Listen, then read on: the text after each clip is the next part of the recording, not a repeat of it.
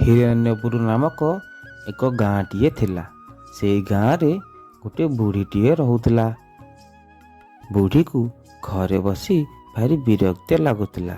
ସେ ଚିନ୍ତା କଲା, ମୁଁ ଯାଇକି ଟିକେ ନାତୁଣୀ ଘର ଆଡ଼େ ଯାଇ ବୁଲି ଆସେ। ଏମିତି କହି ବୁଢ଼ୀ ବ୍ୟାଗ ପତ୍ର ଧରି ନାତୁଣୀ ଘରକୁ ବାହାରି ପଡ଼ିଲା। ଏମିତି ଯାଉ ଯାଉ ବାଟରେ ଗୋଟିଏ ଜଙ୍ଗଲଟେ ପଡ଼ିଲା।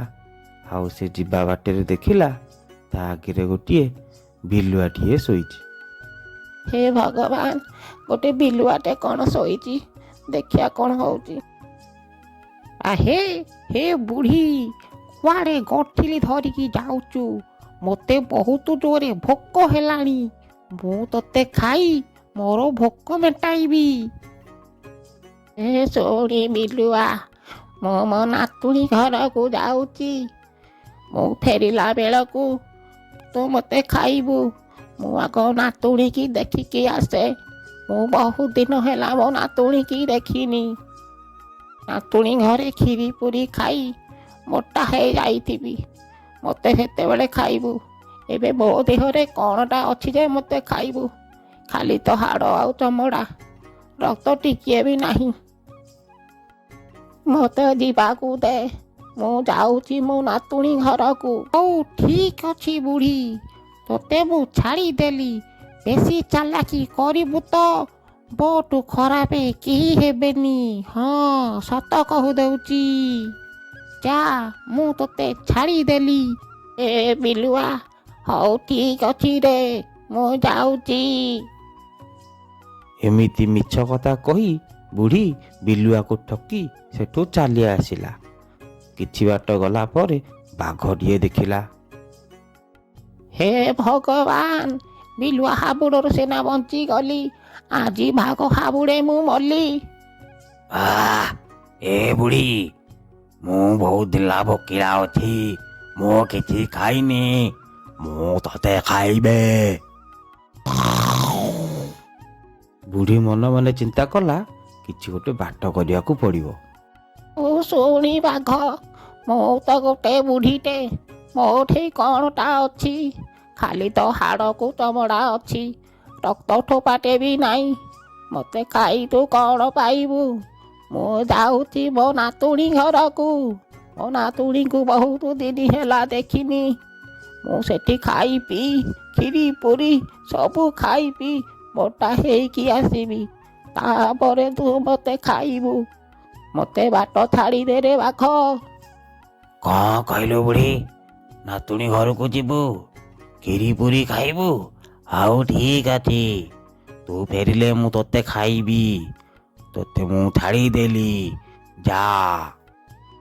ହଉ ଠିକ୍ ଅଛି ରେ ବାଘ, ଭଗବାନ ତୋତେ କୋଟି ପରମାୟୁ ଦେଇଥାନ୍ତୁ। ମୁଁ ଯାଉଛି ମୋ ନାତୁଣୀ ଘରକୁ, କ୍ଷୀରି ପୁରି ଖାଇ ମୋଟା ହେଇ ତୋ ପାଖକୁ ଆସିବି। ମୁଁ ଯାଉଛି।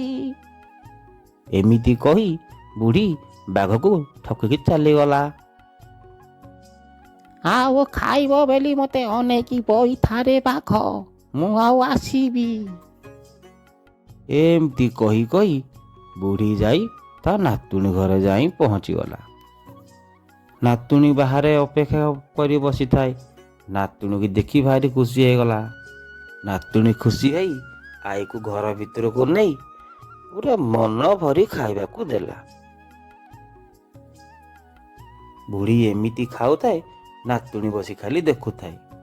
ବୁଢ଼ୀ ଖାଇ ପିଇ ସୁସ୍ଥ ସବଳ ହେଇ କିଛି ଦିନ ଗଲା ପରେ ନିଜ ଘରକୁ ବାହାରିଲା। ଆଉ ମନ ଦୁଃଖରେ ନାତୁଣୀ ପାଖରେ ଠିଆ ହେଲା। ଆଈ, ତୁ ଗଲାବେଳେ ଏମିତି ମୁହଁ ଶୁଖେଇଲେ ହବ କ'ଣ? ଆଉ ରହିବାକୁ ଇଚ୍ଛା ହେଉଛି, ହେଲେ ମୁଁ ତ ମନା କରୁନି। ମୁଁ ତ କହୁଛି ଆଉ 2 ମାସ ରହିକି ଯା। ତୁ ତ ଖାଲି ଯିବାକୁ ପଳେଇବୁ ପଳେଇବୁ ବୋଲି ହେଉଛୁ। ହେଲେ ମନ କ'ଣ ବି ଦୁଃଖ କରିଛୁ? ତୁ କ'ଣ ଆର ମାସରେ ଆଉ ଆସିବୁନି କି? ନାଇଁ ଲୋ ନାତୁଣୀ, ମୋତେ ଆସିଲା ବେଳେ ବାଘ ବିଲୁଆ ଖାଇବେ ବୋଲି କହିଥିଲେ। ମୁଁ କହିଲି ମୋ ନାତୁଣୀ ଘରୁ ଫେରିଲେ ମୋତେ ଖାଇବ। ସେ ବର୍ତ୍ତମାନ ବାଟରେ ଜଗିଥିବେ।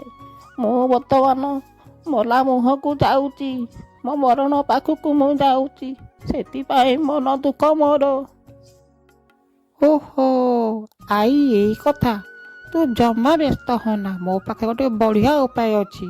ତାହେଲେ ଡେରି କାହିଁ କରୁଛୁ? ସେ ଉପାୟଟା କ'ଣ ମୋତେ କହ, ମୁଁ ସେଇଆ କରିବି। ମୋ ପାଖରେ ଗୋଟେ ଲାଉ ଅଛି। ସେ ଲାଉ ଭିତରେ ମୁଁ ତୋତେ ଭର୍ତ୍ତି କରି ଗଡ଼େଇ ଗଡ଼େଇ ତୋତେ ଘର ପର୍ଯ୍ୟନ୍ତ ପଠେଇଦେବି। ବାଘ କ'ଣ ବିଲୁଆ କ'ଣ କେହି ଜାଣିପାରିବେନି। ସତରେ ତୁ କେତେ ଚାଲାକ ନାତୁଣୀ ଲୋ, ମୁଁ ଜାଣିନଥିଲି। ଯାହା ହଉ, ଏ ବୁଦ୍ଧି ତୋର ଯଦି କାମ ଦେବ ତାହେଲେ ମୁଁ ପୁଣି ଆର ମାସରେ ଆସିବି। ତାପରେ ଆଈ ନାତୁଣୀ ମିଶି ଗୋଟେ ଲାଉଟିଏ ଆଣିଲେ। ତାକୁ କଟାକଟି କରି ସେ ଲାଉ ଭିତରେ ନାତୁଣୀ ଆଈ ବୁଢ଼ୀକୁ ଭର୍ତ୍ତି କରିଦେଲା। ଆଉ ତାପରେ ତାକୁ ଜଙ୍ଗଲ ପାଖକୁ ଗଡ଼େଇ ଗଡ଼େଇକା ନେଇଗଲା। ଆଉ ତାପରେ ଲାଉଟିକୁ ଗଡ଼େଇ ଦେଲା। ଲାଉଟି ଗଡ଼ି ଗଡ଼ି ଯାଇ ବାଘ ସାମ୍ନାରେ ପହଞ୍ଚିଲା। ଲାଉ ଧୁଡ଼ୁକି ଦେଖିଛୁ ମୋର ବୁଢ଼ୀକି? ମୁଁ କୋଉ ଜାଣେ ବୁଢ଼ୀ ଫୁଢ଼ିକି, ମୁଁ ତ ଯାଉଛି ଲାଉ ଗଡ଼ି ଗଡ଼ିକି। ମୋତେ ବାଟ ଛାଡ଼େ ବାଘ, ମୋତେ ଯିବାକୁ ଦେ। ଆଉ ତାପରେ ବାଘ ସେଠୁ ଚାଲି ଚାଲିକା ପଳେଇଲା। ତାପରେ ଲାଉଟି ଗଡ଼ି ଗଡ଼ି ଗଡ଼ି ଗଡ଼ି ଜଙ୍ଗଲରେ ଗଡ଼ି ଗଡ଼ିକା ଆଗକୁ ଚାଲିଲା। ଏମିତି ଗଡ଼ି ଗଡ଼ି ଯାଉ ଯାଉ ବିଲୁଆ ସାମ୍ନାରେ ଯାଇ ଲାଉ ପହଞ୍ଚିଗଲା। ବିଲୁଆ ଦେଖିକି କହିଲା, ଏ ଲାଉ ଧୁଡ଼ୁକି, ଦେଖିଛୁ ମୋର ବୁଢ଼ୀକି? ସତ କହ ଲାଉ ଧୁଡ଼ୁକି। ମୁଁ ଜାଣେ ନାହିଁ କୋଉ ବୁଢ଼ୀକି, ମୁଁ ଯାଉଛି ଗଡ଼ି ଗଡ଼ିକି। ମୋତେ ବାଟ ଛାଡ଼ରେ ବିଲୁଆ, ମୁଁ ଯାଉଛି ଗଡ଼ି ଗଡ଼ିକି।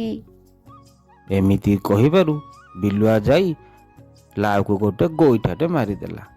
ଆଉ ଲାଉଟି ଗଡ଼ି ଗଡ଼ି ଯାଇ ବୁଢ଼ୀ ଘର ପାଖେ ଯାଇ ଲାଗିଲା। ଆଉ ବୁଢ଼ୀ ଲାଉ ଭିତରୁ ବାହାରିକି ଘରକୁ ଚାଲି ଚାଲି ଯାଉଥାଏ। ଆଉ ତାପରେ ହଠାତ୍ ବିଲୁଆ ଆସି ତାକୁ ଦେଖିଦେଲା। ହେ, ମୁଁ ଯାହା ସନ୍ଦେହ କରୁଥିଲି ତାହା ଠିକ୍। ଏ ବୁଢ଼ୀ ମୋତେ ଠକିକି ପଳେଇ ଆସିଲା। ରହଲୋ ବୁଢ଼ୀ, ଆଜି ସିନା ଠକିଦେଲୁ, ଦିନ ଆସିବ ମୁଁ ତତେ ଖାଇବି।